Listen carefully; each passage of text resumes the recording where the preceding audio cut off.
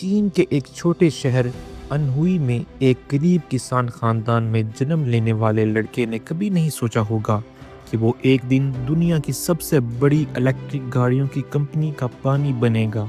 وانگ چوانفو نام کے اس شخص نے صفر سے شروع کر کے آج BYD کے نام سے ایک ایسی کمپنی کھڑی کی ہے جو 2024 میں پہلی بار ٹیسلا کو پیچھے چھوڑ کر دنیا کی سب سے بڑی الیکٹرک گاڑیوں کی کمپنی بن گئی ہے۔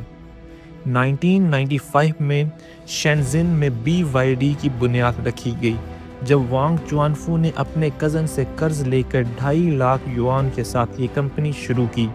ابتدا میں BYD کا کام موبائل فونز کے لیے ریچارج ہونے والی بیٹریاں بنانا تھا اور وہ سونی اور سانیو کی بیٹری کا تجزیہ کر کے ان سے بہتر بیٹریاں بنانے کی کوشش کرتے تھے۔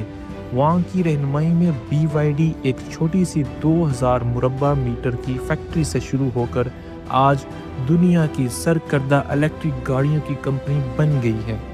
وانگ چوانفو کی تکنیکی علم اور کاروباری ذہانت نے BYD کو تیزی سے آگے بڑھنے میں مدد کی۔ ابتدائی سالوں میں کمپنی نے مختلف قسم کی بیٹریاں بنانا شروع کی جن میں نکل میٹل ہائیڈریٹ بیٹریاں بھی شامل تھیں۔ BYD کی کامیابی کا راز اس کی بیٹری ٹیکنالوجی میں انقلاب لانا تھا۔ کمپنی نے لیتھیم آئرن فاسفیٹ بیٹریوں کی تیاری میں خاص توجہ دی جن نے حفاظت، کارکردگی اور پائیداری کے نئے معیار قائم کیے۔ 2020 میں کمپنی نے بلیڈ بیٹری متعارف کروائی جسے بہت سے ماہرین BYD کی الیکٹرک گاڑیوں کے شعبے میں ترقی کا اہم سبب قرار دیتے ہیں۔ بلیڈ بیٹری کو دنیا کی سب سے محفوظ الیکٹرک گاڑیوں کی بیٹری تسلیم کیا جاتا ہے جو کڑے حفاظتی ٹیسٹ پار کر چکی ہے اور اسے رینج اور زندگی کو بہتر بنانے کے لیے ڈیزائن کیا گیا ہے۔ یہ بیٹری 5000 سے زیادہ چارج اور ڈسچارج کے چکروں کی طویل بیٹری لائف رکھتی ہے۔ یہ ٹیکنالوجی BYD کو مسابقت میں آگے لے جانے کا اہم ذریعہ بنی۔ 2003 میں BYD نے گاڑیوں کی صنعت میں قدم رکھا اور اس کی سبسڈائری کمپنی BYD آٹو قائم کی۔ وانگ چوانفو کا کہنا تھا کہ چنچوان کا حصول گاڑیوں کی بیٹریوں کی صنعتی ترقی کی طرف ایک قدم ہے۔ اس پلیٹ فارم کے ساتھ BYD کی الیکٹرک گاڑیوں کی بیٹری کی صنعتی عمل 2 سے 3 سال تیز ہو گئی۔ ابتدائی دور میں BYD نے روایتی پیٹرول گاڑیاں بھی بنائیں لیکن کمپنی کا اصل مقصد الیکٹرک گاڑیوں کا شعبہ تھا۔ بیٹری بنانے کا تجربہ ان کے لیے بہت فائدہ مند ثابت ہوا کیونکہ وہ پہلے سے ہی اس ٹیکنالوجی کو سمجھتے تھے جو الیکٹرک گاڑیوں کا دل ہے۔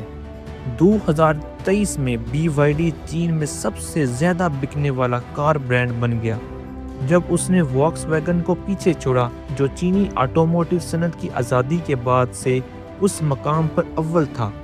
BYD نے 2024 میں $107 بلین کی فروخت کی جو پچھلے سال کے مقابلے میں 29% اضافہ ہے اور 4.27 ملین گاڑیاں فروخت کیں جن میں ہائبرڈ بھی شامل ہیں۔